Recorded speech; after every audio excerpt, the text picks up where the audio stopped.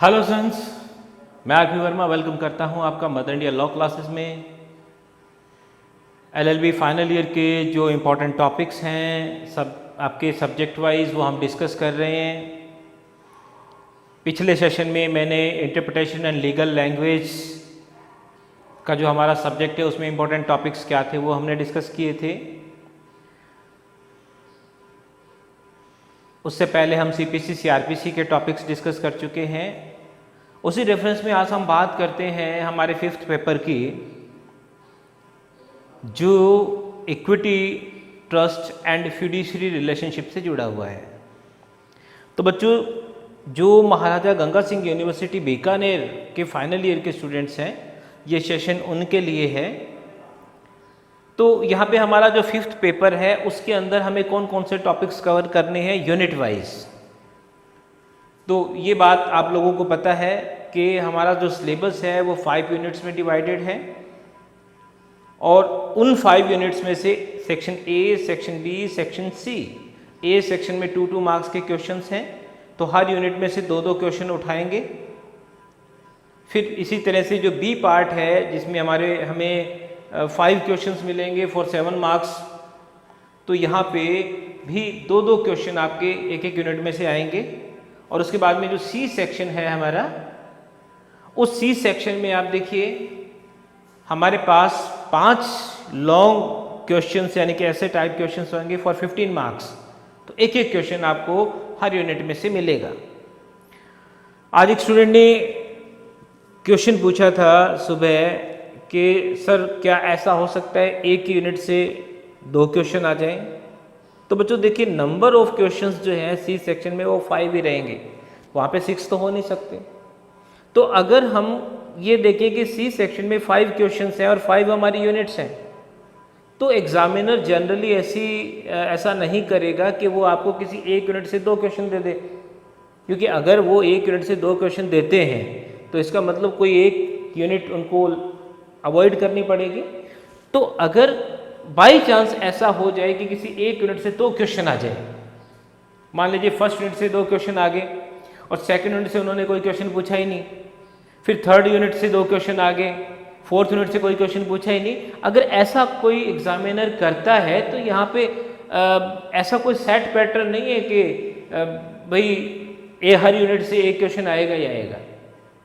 ये तो हम एक मान के चलते हैं, क्योंकि सिलेबस में ऐसा बिल्कुल नहीं है कि भाई आपके लिए ये ज़रूरी है या एग्जामिनर के लिए ज़रूरी है कि हर यूनिट से एक क्वेश्चन ही आएगा। आपको सिलेबस दे दिया गया है, अब एग्जामिनर किस तरह से, हाँ ये ज़रूर है कि अगर सिलेबस से बाहर अगर कोई क्वेश्चन आपसे पूछा जाए तो हम एक क्वेश्चन मार्क जरूर क्रिएट कर सकते हैं कि साहब जो सिलेबस आपने बताया था ये चीज़ इससे बाहर है। लेकिन किसी एक यूनिट से एक से ज़्यादा क्वेश्चन अगर वो पूछ रहे हैं तो यहाँ पे हम चैलेंज नहीं कर सकते। तो हम ऐसा क्यों इतना सोचें, हम तो यही बात मान के चल रहे हैं कि भाई एक यूनिट से एक क्वेश्चन हमें मिल जाएगा, बस दैट्स इट। तो चलिए बात करते हैं बच्चों।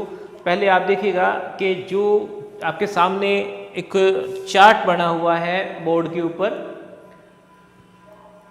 इसके अंदर जो आपकी फर्स्ट और सेकंड यूनिट है वो सिर्फ और सिर्फ इक्विटी रिलेटेड है, यानी कि फर्स्ट और सेकंड यूनिट में इक्विटी का पार्ट है। और उसके बाद में जो आपकी थर्ड यूनिट है ये आपके इंडियन ट्रस्ट एक्ट 1882 से रिलेटेड है। और उसके बाद में जो थर्ड और फोर्थ यूनिट है आपकी, वो आपकी राजस्थान पब्लिक ट्रस्ट एक्ट 1859 और फिड्यूशियरी रिलेशनशिप से रिलेटेड है। तो इस तरह से हमारा ये जो पूरा का पूरा जो सिलेबस है वो 5 यूनिट्स में डिवाइड है। और अगर हम पोर्शन की बात करें कि पोर्शन कितना है, यानी कि पार्ट क्या क्या है, तो एक तो आपका इक्विटी का पार्ट है, एक इंडियन ट्रस्ट एक्ट का पार्ट है, एक राजस्थान पब्लिक ट्रस्ट एक्ट का पार्ट है, और एक फोर्थ पार्ट जो है आपका वो है फिड्यूशियरी रिलेशनशिप। इसके लिए कोई प्रॉपर एक्ट नहीं है, ये कॉन्सेप्ट्स आपके एक जनरल कॉन्सेप्ट है जो इन्हीं से ही आपको आगे मिलेगी। तो इसके लिए कोई पर्टिकुलर प्रिपरेशन की ज़रूरत नहीं है फिड्यूशियरी रिलेशनशिप के लिए। अब हम बात करते हैं बच्चों, फर्स्ट यूनिट के अंदर हमारे पास फर्स्ट और सेकंड यूनिट में जो इक्विटी का पार्ट है वो क्या है। तो सबसे पहले तो आपका क्वेश्चन ये अराइज होता है कि सर इक्विटी होती क्या है।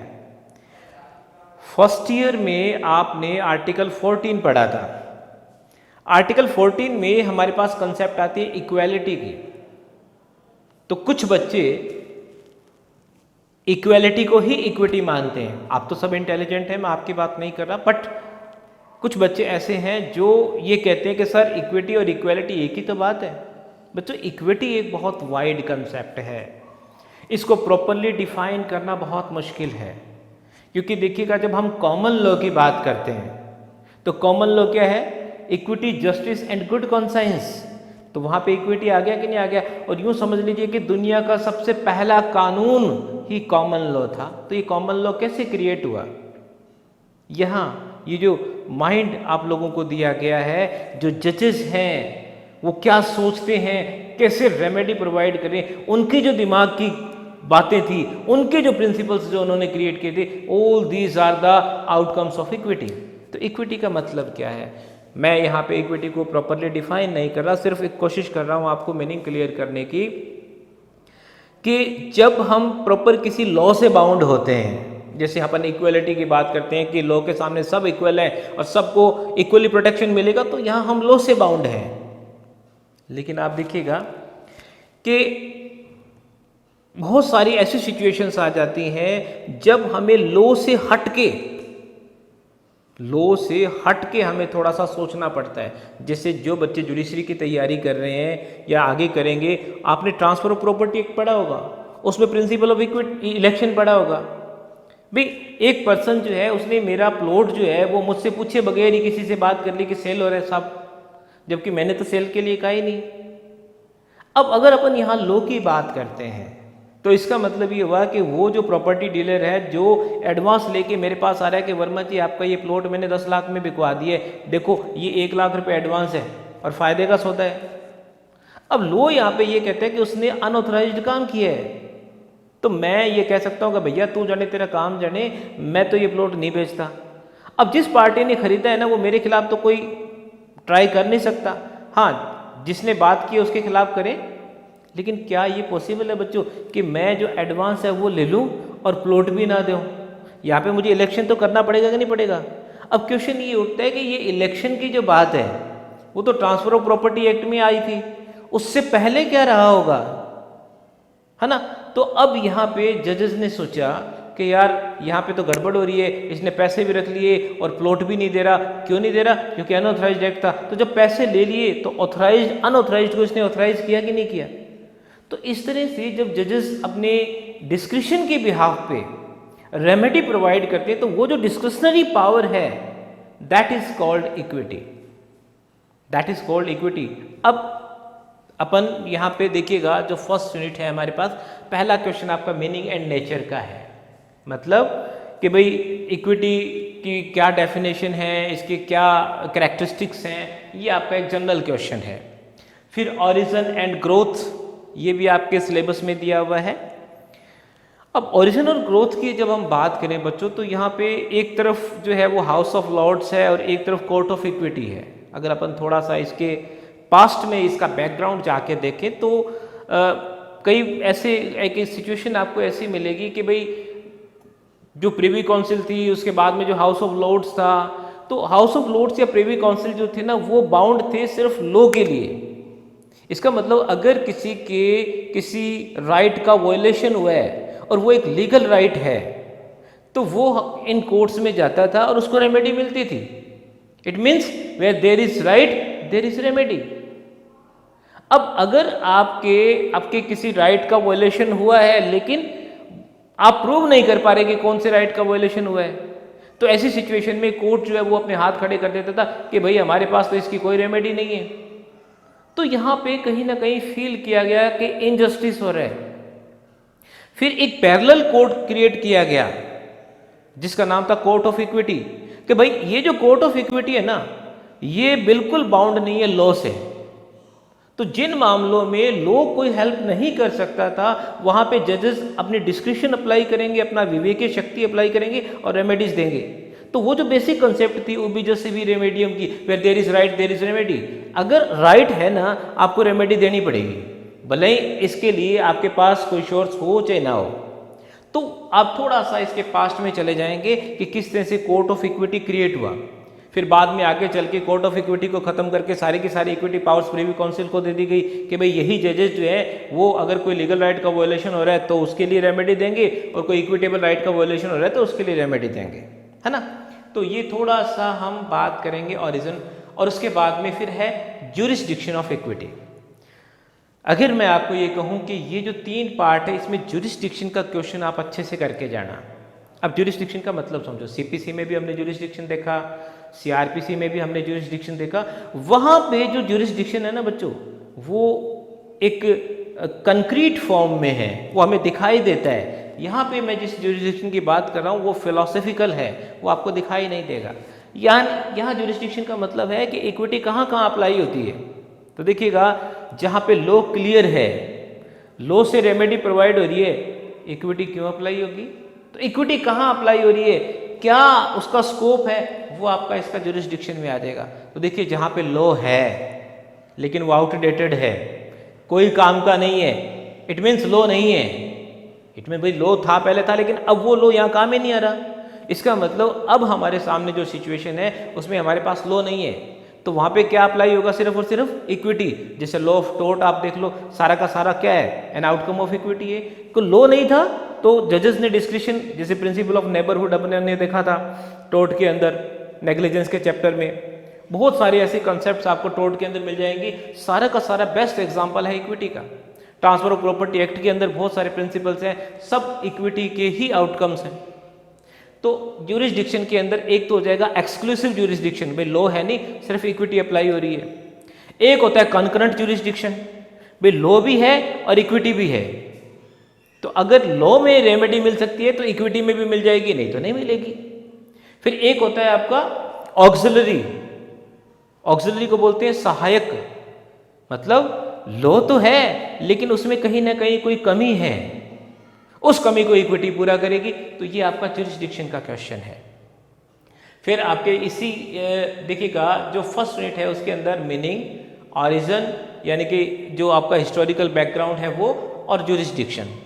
तो मेरा ये मानना है कि फर्स्ट यूनिट के अंदर अगर हम ज्यूरिसडिक्शन और मीनिंग का अगर पार्ट करें तो रिस्क थोड़ा सा कवर हो जाएगा फर्स्ट यूनिट में। और उसके बाद में जो सेकंड यूनिट है बच्चों, उसमें Maxim's, equitable rights and equitable remedies. तो जो हमारी सेकंड यूनिट है, वैसे देखा जाए तो 3 ही टॉपिक है, लेकिन सेकंड यूनिट जो है वो इस पूरे सब्जेक्ट में सबसे ज़्यादा वाइड है। क्यों? क्योंकि कम से कम 15 तो मैक्सिम्स हैं आपकी। तो कुछ मैक्सिम्स जो है वो मैंने नोट की हुई है, वो आप सिर्फ सुन लीजिएगा कि कौन कौन सी हैं, ठीक है। देखिएगा, जैसे एक मैक्सिम है आपकी डिले डिफीट्स इक्विटी। अगर हम किसी को रेमेडी प्रोवाइड कर रहे हैं और बहुत ज़्यादा डिले हो गया उसके अंदर, तो रेमेडी मिलने का भी कोई फ़ायदा नहीं होता। एक ये बहुत इंपॉर्टेंट है आपकी। उसके बाद में equity follows the law, equity हमेशा लॉ के पीछे पीछे चलती है, यानी कि कहीं ना कहीं ये ज्यूरिसडिक्शन की बात हो रही है। एक ये रेमेडी आप अच्छे से कर लीजिएगा, मैक्सिम अच्छे से कर लीजिएगा। फिर उसके बाद में equity will not suffer a wrong to be without a remedy, यानी कि अगर आपके साथ कुछ गलत हुआ है तो इक्विटी हर हाल में जो सफ़र कर रहा है उसको रेमेडी प्रोवाइड करेगी। तीसरी मैक्सिम आपके लिए ये इंपॉर्टेंट है। Fourth, he who seeks equity must do equity, मतलब अगर आप ये चाहते हैं कि आपके साथ इक्विटेबल बिहेव हो, मतलब आपको on the basis of equity कोई रेमेडी प्रोवाइड हो, तो भैया इस बात के लिए भी तैयार रहो कि अगर आपको कोई कंपनसेशन देना पड़ा, उल्टा आप पे ही अगर मान लीजिए कोर्ट का ऑर्डर आया, तो आपको भी उसके लिए तैयार रहना पड़ेगा। इसका मतलब अगर आप इक्विटी की बात दूसरों के लिए कर रहे हैं तो वो चीज़ आप पर भी एप्लीकेबल होगी। एक ये मैक्सिम बहुत इंपॉर्टेंट है हमारे लिए। फिर equity looks the intent rather than the form, मतलब आपने कोई एक्ट किया है और वो एक रॉन्गफुल एक्ट है, तो ऐसी सिचुएशन में इक्विटी जो है वो इंसान की इंटेंशन देखती है कि उसने जो काम किया उसमें उसकी इंटेंशन क्या रही होगी। तो जो मेंसरिया की कंसेप्ट है आपकी, उसी से लगभग जुड़ा हुआ ये आपका क्वेश्चन है। और उसके बाद में इक्वलिटी इज इक्विटी, कि जो इक्वलिटी है वो कहीं ना कहीं इक्विटी में का ही एक पार्ट है। तो ये कुछ 5-4 इंपॉर्टेंट मैक्सिम्स हैं, इनको आप अच्छे से कर लीजिएगा। उसके बाद में फिर हमारे पास आता है इक्विटेबल राइट्स का क्वेश्चन। भी आप यहाँ पे दिखेगा, एक आपके फंडामेंटल राइट्स होते हैं, एक आपके ह्यूमन राइट्स होते हैं, एक आपके लीगल राइट्स होते हैं, और इनमें से कोई नहीं है। ये तो सारे के सारे डिफाइंड है ना, इनमें से कोई नहीं है, लेकिन फिर भी कोर्ट को ये लगता है कि यार ये तो इसका राइट है, क्योंकि जो डिफाइन हो चुके हैं वो तो सब लीगल राइट्स हैं, लेकिन कोर्ट को लगता है कि यार ये भी इसका राइट बनता है, भले ही किसी एक्ट में ना हो, तो वहाँ पे हम उसको क्या मान लेते हैं, इक्विटेबल राइट्स मान लेते हैं। भाई मेरे खेत के अंदर आपके कैटल आ गए, सोचने वाली बात है। अब मैं उस कैटल को निकालने के लिए पुलिस को बुलाऊं, गांव के सरपंच को बुलाऊं, उसका मालिक ढूंढूं, या मैं खुद निकाल लूं, मैं खुद धक्का दूं कि भाई बाहर चलो, या मैं वेट करूं कि भाई मालिक आएगा। तो वहाँ पे मेरा उनको डिस्कस करने का जो मेरा राइट है वो क्या है, एक तरह का इक्विटेबल राइट है। मतलब जो राइट्स अंडरस्टूड हैं और जिनको हम बाद में जस्टिफाई करें, तो एक इक्विटेबल राइट का क्वेश्चन है। फिर है आपका इक्विटेबल रेमेडीज का। इक्विटेबल रेमेडीज के क्वेश्चन पे थोड़ा सा ध्यान दीजिएगा बच्चों, क्योंकि ये क्वेश्चन जो है ना, जो चीज़ आप पढ़ रहे हैं ना सभी बच्चे, उसमें नहीं दिया हुआ। थोड़ा सा इस बात पे ध्यान दीजिएगा कि जो आपके पास है ना, तो जिसकी भी यहाँ पे आपने फर्स्ट ईयर और सेकंड ईयर भी कर ली, ये उसमें अवेलेबल नहीं है। तो यहाँ पे इक्विटेबल रेमेडीज के अंदर स्पेशल रिलीफ एक्ट जो है, स्पेसिफिक रिलीफ एक्ट जो है आपका, उसके अंदर जो रेमेडीज दी गई हैं वो आपकी इक्विटेबल रेमेडीज मानी जाती हैं। तो अगर किसी ने SRA पढ़ा है तो वो इस क्वेश्चन को अटेम्प्ट कर सकता है। इसी तरह से इंजेक्शन, यानी कि जो स्टे ऑर्डर की कंसेप्ट है CPC के अंदर, स्पेशल रिलीफ एक्ट के अंदर, ये भी SRA के अंदर ही है, वो भी आपका इसी इक्विटेबल रेमेडी का पार्ट है। इसी तरह से रेस्टिट्यूशन भी, चलो कोई नहीं, एग्रीमेंट वॉइड है, कोई बात नहीं, तो जो बेनिफिट्स आपने लिए ना वो तो रिटर्न करो। भाई लो तो नहीं कहता, लो तो कहता भी आपने क्यों ब्रीच किया या क्यों ऐसी सिचुएशन क्रिएट हुई, लेकिन इक्विटी ये कहती है कि वो चीज़ आप क्या करो, वापस रिस्टोर करो। तो अगर इक्विटेबल रेमेडीज का क्वेश्चन आ जाए तो स्पेसिफिक रिलीफ एक्ट जो है और इंजेक्शन और रेस्टिट्यूशन, इन 3 पॉइंट्स को आपको अच्छे से डिफाइन करना है। तो यहाँ पे आप देखिएगा, दोबारा फिर आपको बता दूं, फर्स्ट यूनिट के अंदर मीनिंग और ज्यूरिसडिक्शन के क्वेश्चन को अच्छे से प्रिपेयर कर लीजिएगा, और सेकंड यूनिट के अंदर इक्विटेबल राइट्स, मैक्सिम और इक्विटेबल रेमेडीज। तो यहाँ पे जो मैक्सिम्स है ये 2 मार्क्स में भी आ सकती है, कोई 7 मार्क्स में भी आ सकती है। 7 मार्क्स में ज़्यादा चांसेस हैं, कोई एक आधी 15 मार्क्स में, जैसे मान लो डिले डिफीट्स इक्विटी या इक्विटीज फॉलो लो, ये आपके लॉन्ग क्वेश्चंस भी बन सकते हैं, क्योंकि केसेज आने इसमें, तो छोटा लिखो, एक केस लिख दिया तो छोटा हो जाएगा, 4 केस लिख दिए तो बड़ा हो जाएगा। तो मैक्सिम्स कोई एक पूछ सकता है 15 मार्क्स में। अदरवाइज मेरे हिसाब से जो इक्विटेबल राइट्स का क्वेश्चन है, इस पर थोड़ा सा ज़्यादा ध्यान दीजिएगा। अब आ जाओ, उसके बाद में हमारे पास इंडियन ट्रस्ट एक्ट है बच्चों। तो थर्ड यूनिट के अंदर टोटल आपका इंडियन ट्रस्ट एक्ट है। इसको बच्चों अगर तैयार करो ना तो सेक्शन वाइज तैयार करना, और मैंने सेक्शन वाइज ही आपके टॉपिक्स लिखे हुए हैं। जैसे पहला क्वेश्चन तो आपका डेफिनेशन प्लस क्रिएशन।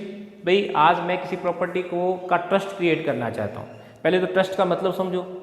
भाई मैं चाहता हूँ कि मेरी प्रॉपर्टी सोसाइटी के काम आए, मैं चाहता हूँ कि मेरी प्रॉपर्टी किसी सोशल पर्पस में काम आए, यानी कि मेरे मरने के बाद उस प्रॉपर्टी को कोई ट्रांसफर ना कर सके, तो मैंने ट्रस्ट क्रिएट कर दिया। तो एक तो हो गया ऑथर, जो ट्रस्ट क्रिएट करने वाला है। फिर उस प्रॉपर्टी को संभालेगा कौन, तो वो सारे के सारे हो गए ट्रस्टी। फिर उस प्रॉपर्टी का फायदा बेनिफिट किसको मिलेगा, वो हो गया बेनिफिशियरी। तो एक तो हो गया ऑथर, एक हो गया ट्रस्टी, और एक हो गया बेनिफिशियरी। और जिस प्रॉपर्टी को लेके हम ये सारा काम करेंगे उसको हम क्या बोलेंगे, ट्रस्ट प्रॉपर्टी। तो एक तो क्रिएशन डेफिनेशन का क्वेश्चन है। फिर आपका टाइप्स का क्वेश्चन आ जाएगा, जैसे प्रिकैटरी ट्रस्ट है, पब्लिक ट्रस्ट है, प्राइवेट ट्रस्ट है ना, इल्यूजरी ट्रस्ट है, चैरिटेबल ट्रस्ट है, बहुत सारे टाइप्स आपके ट्रस्ट के दिए हुए हैं। उसके बाद में duties and liabilities of trustees, तो सेक्शन 11 से लेके 30 तक जो हमारे ट्रस्टी है, जो उस ट्रस्ट की प्रॉपर्टी के केयर टेकर्स हैं, उनकी ड्यूटीज एंड लायबिलिटीज का क्वेश्चन है। फिर राइट्स एंड पावर्स का, उन्हीं ट्रस्टीज के राइट्स एंड पावर्स क्या है, ठीक है, ये आपका 31 से लेके 45 तक है। तो 11 से लेके 13 तक तो ड्यूटीज एंड लायबिलिटीज है, और उसके बाद में 31 से लेके 45 तक आपके राइट्स एंड पावर्स हैं। तो 11 से लेके और 45 तक जितने भी सेक्शंस हैं वो सारे आपके ट्रस्टी के रिगार्डिंग है। तो पहले ड्यूटी एंड लायबिलिटीज का पार्ट आ जाएगा, और दूसरा पावर्स एंड राइट्स का पावर आ जाएगा, का क्वेश्चन आ जाएगा।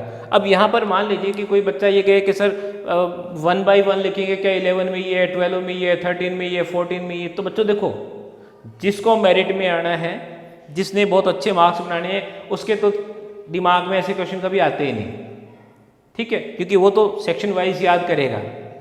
तो उस बच्चे की तो बात ही मत करो। अब जो बच्चे बस ये चाहते हैं कि भाई हमारी LLB हो जाए, तो भैया ऐसी बात है कि जो इंट्रोडक्शन है ना आपका, उसके अंदर आप ये जरूर मेंशन कर दो कि भाई 11 से लेके 13 तक ड्यूटीज एंड लायबिलिटीज दी हुई है, और उसके बाद में जैसे जैसे आपको पॉइंट्स याद आए लिख दो। लेकिन ये ध्यान रखना कि कोई पॉइंट लिखो, उसके साथ में अगर आप सेक्शन लिख रहे हो तो वो सही होना चाहिए, क्योंकि जनरली एग्जामिनर का ध्यान उसी चीज़ पे जाता है जो आपने गलत लिखा है। उसके बाद में है rights and liabilities of beneficiaries. तो बेनिफिशरीज का जो क्वेश्चन है ना, उसको हम ड्यूटीज और राइट्स में अलग अलग नहीं है, एक ही क्वेश्चन बनता है, rights and liabilities of beneficiaries. ये सेक्शन 55 से लेके 69 तक है। फिर हमारे पास आता है एक्सटिंक्शन ऑफ ट्रस्ट। भाई यहाँ तो हमने ट्रस्ट बनाया था और यहाँ हम ट्रस्ट को खत्म कर रहे हैं, तो क्या ट्रस्ट खत्म हो सकता है? क्या भाई पहली बात तो जो ट्रस्ट क्रिएट हो गया वो खत्म नहीं होता, ठीक है। लेकिन अगर उसको हम एक्सटिंक्ट भी करें तो क्या क्या ग्राउंड्स हैं? 77 से लेके 79 तक सेक्शंस हैं आपके। तो भले ही आप कहीं से भी पढ़ रहे हो, इसका एक बेयर एक्ट डाउनलोड कर लीजिएगा। अगर आपके पास, अगर मान लीजिए फिजिकल फॉर्म में है तो और भी अच्छी बात है, अदरवाइज एक आप अपने मोबाइल में या लैपटॉप पे डाउनलोड करके सेक्शन वाइज पढ़िएगा तो थोड़ा सा आपके लिए इजी रहेगा। तो ये सारे के सारे, और ये ध्यान रखिएगा जब हम एक्सटिंक्शन की बात करते हैं ना, तो यहाँ पे आ जाता है प्रिंसिपल ऑफ साइप्रस। तो साइप्रस को 2 मार्क्स में भी पूछा जा सकता है, 7 मार्क्स में भी पूछा जा सकता है, 15 मार्क्स में भी। तो साइप्रस का सिद्धांत, भाई आज हमारा कोई ट्रस्ट है, उसका ऑब्जेक्ट जो है वो अनलॉफुल हो गया है, या उसका ऑब्जेक्ट ऐसा हो गया जो अब इम्पॉसिबल है, उसको हम मतलब अब फाइंड आउट नहीं कर सकते। तो ऐसी सिचुएशन में क्या उस ट्रस्ट को बंद कर दिया जाए? नहीं, उसके नियर बाय कोई और ऑब्जेक्ट देख लो। जैसे मान लो हमने एक ट्रस्ट बनाया बच्चों को पढ़ाने का, लेकिन हम जो स्टडी करवा रहे थे, आज सारे के सारे नॉर्म्स चेंज हो गए। अब हम जिस तरह की स्टडी करवा रहे थे उस तरह की स्टडी जो है वो गवर्नमेंट ने बैन कर दी। अब क्या करें? कोई बात नहीं, उन्हीं बच्चों को कोई वोकेशनल एजुकेशन दे दो, या किसी प्रोफेशनल कोर्स के लिए उसी ट्रस्ट को हम कंटिन्यू रखें। तो that is called principle of cypres. तो ये बच्चों आप देखिएगा 1 2 3 4 5 एंड 6, दीज 6 क्वेश्चंस जो है वो हमारे पास 3rd यूनिट के अंदर है। अब अपन बात करें कि सर इनमें से इंपॉर्टेंट क्या है, तो मेरे ख्याल से एग्जामिनर कोई भी जिन्होंने पेपर बनाया होगा वो ट्रस्टी का जो पार्ट है ना उसको जरूर टच करेंगे। भाई आपको 7 मार्क्स का भी क्वेश्चन इसमें से मिलने वाला है, इसी यूनिट में से 15 वाला भी इस यूनिट में से मिलेगा, 2 मार्क्स से भी इसमें से मिलेंगे। तो यहाँ पे जो ट्रस्टी वाला पार्ट है, ड्यूटीज एंड राइट्स वाला, इसको आपको अच्छे से करके जाना है। स्पेशली जो राइट्स एंड पावर्स वाला क्वेश्चन है इसको आराम से देख लीजिएगा, क्योंकि क्रिएशन का जो पार्ट है आपका वो 7 मार्क्स में भी पूछा जा सकता है। तो मेरे हिसाब से क्रिएशन वाला और जो ट्रस्टी का पार्ट है इसको आप अच्छे से कीजिएगा। उसके बाद में आप आ जाओ राजस्थान पब्लिक ट्रस्ट। अब यहाँ पर भी आप देखिएगा कि ये एक्ट जो है वो सिर्फ राजस्थान के जो मतलब जो नेटिव्स हैं राजस्थान के, या राजस्थान के अंदर अगर कोई ट्रस्ट क्रिएट कर रहा है, सिर्फ उसके रेगुलेशंस के लिए है। तो कोई बहुत लंबा चौड़ा एक्ट नहीं है, ये भी आप डाउनलोड कर सकते हैं, आपको नेट पे अवेलेबल है। नहीं है तो आप मुझे भी कहिएगा, PDF मिल जाएगी। तो इसके अंदर देखिए क्या क्या क्वेश्चंस आपके बनेंगे। एक तो रजिस्ट्रेशन का।